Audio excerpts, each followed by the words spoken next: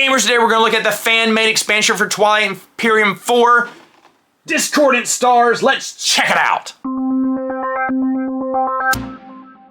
Alright, so here we go. This is what comes in Discordant Stars. This is actually Uncharted Space. All this comes with it. They come with tokens from every faction.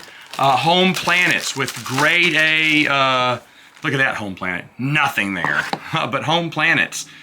This is just grade A. Feels just like the base game, so just excellent stuff there. And the tokens all look nice as well. These are the 34, I believe, factions that you can get in the game.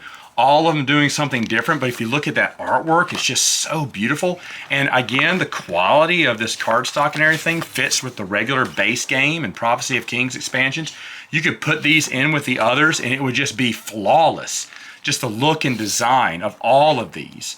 And of course, each one has their own little story, just like in the other Twilight Imperium. So just really impressed by all the thought and stuff that went into this. Now, for each one of these factions, they do have their own mechs, their own special tech, their own special promissory notes, any special vehicle upgrades and stuff would come with them. Any special tokens, like they have glory tokens.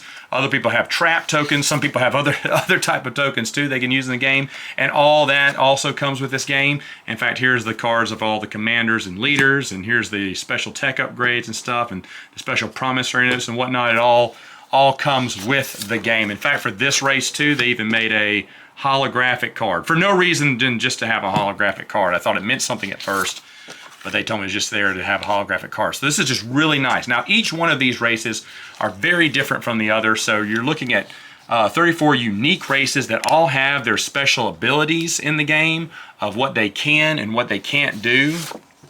And you have to, I'm not going to read all about them or kind of rank them all or talk to them all because I haven't played with them all. I'll be honest, I've played with a good handful of these, but I mean, when you're talking about 30-something races, I mean, that's just going to take me forever. It may take me for the rest of 2025 to play through all these races. I don't know.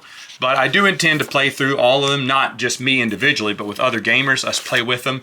And maybe once I'm done with all that, then I can give my thoughts on each one of these races. So like for this race, I know about them, I've read about them, but I have never played with them. So I can't give you my total thoughts on that. I will give you my thoughts on some of the races here that I think are way too weak. I don't think any of these are overpowered, at least from what I've told in my games, but there are 6 that I pegged as being totally useless, and I've only played with one of those 6, and I can assure you that one of those 6 are completely and utterly useless. This is one of them. I hate that group. I'll talk about them later.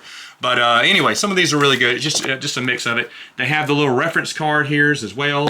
You have to buy the Omen dice for that one group. This is my Monuments 3D prints right there. Some of them come with extra flagships, extra dreadnoughts, destroyers, space docks and whatnot. I just bought some 3D printed ones for my version of the game. Uncharted Space is just going to come with just extra tiles. Sometimes I have legendary planets. Sometimes, look at that, a supernova with an A and B. Is there tech that helps you get to a supernova? I just can't remember at the point. But just like here's a legendary planet. And of course these do different things too by providing you maybe some votes in the council or some little special upgrade. There's an asteroid with a black hole in it. So when you pass through an asteroid field, you still have to roll for that black hole. Or the Y to find malice early, but before you leave, you have to pass through that black hole. So a lot of neat stuff with Uncharted Space. And basically, that is the fan expansion. Final thoughts. What do I think about the game? Well, I have been a part of this Discord group for several years before they started making this. And when they started putting it together, I was not part of the creative process. These people are way more creative than me. I was so excited to get this in. In fact, all through 2024, I was super excited. It was supposed to come in way earlier, but because of certain delays, outside of anyone's control, it got delivered late, like right before Christmas. And as of this video, I've played it twice. I do plan, by the time this airs, I'll probably have played it 4 or 5 times by then, because we are trying to plan to play through as many of these races as we can. I don't know if I can make it through all 30, I think it's 34 races. But either way, it is so much fun. This is such a great game. This, for the most part, goes in line with Twilight Imperium. I think you can play it, and by the way, it is playable with Monuments. You can play Monuments with it, the other fan-made expansions. So I really like that they collaborated with other fan-made expansions and incorporated them in together. It doesn't really change the game that much because it's just different races with different species. I don't think any of them are overpowered, like I said. I believe there are 6 that are underpowered, though, and I played with one, and they are underpowered. You have basically no political sway. So every vote, every law, you have no political sway. No one wants to even give you a promissory note because they know that your votes just aren't worth it. So you become basically non-relevant in the political realm, which really hurts you. But in return, what do they give you? Really nothing. I get extra bombardment on 2 of my ships. That was really the only thing I found with that group, and I found they were super weak. And I even remember I mentioned, but when I read over all of these races, I said, here are the 6 I think are just no good. And everyone was like, oh, what are you talking about? Those are good ones. And they're not. I think there are 6 that are underpowered. Now, can I say that for sure? No, because I've only played one of them. I do want to play with the other 5. I do want to be proven wrong. Now, are they underpowered because I lost with them? No, because I really felt that was a big, that was so detrimental to my game. And there was nothing I felt that, helped me, that kind of balanced things out. It was like, okay, well, I'm not good at that, but I'm super powerful here. I didn't feel I was super powerful anywhere across the board, and I felt there were no advantages and only things that are detrimental to the game. Nothing helped me in the game.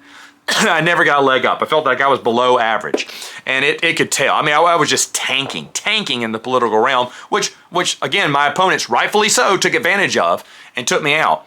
But, and it's not about winning and losing to me. That's not the point. The point is, I want them to be as evenly balanced. I believe the other ones are. We've had some fun. I've lost some games where I've had some really good races that, hey, I just didn't win, but I felt that the race was good, And then that one I played with, it was really bad. Really, and I already named it. And the other ones, I've written down on my own piece of paper. Everyone wants to know what my 6 weakest ones are because they don't want them.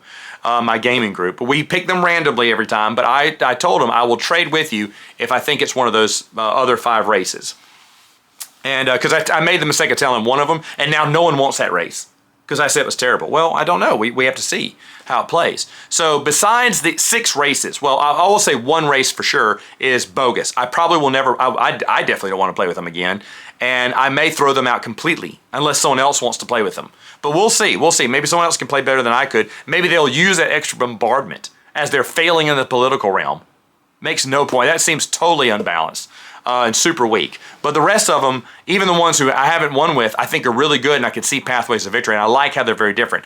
Of course, I want more that deal with technology. There aren't that many tech-savvy ones here. I get that. More in trade, exploration, and war. Those are very common.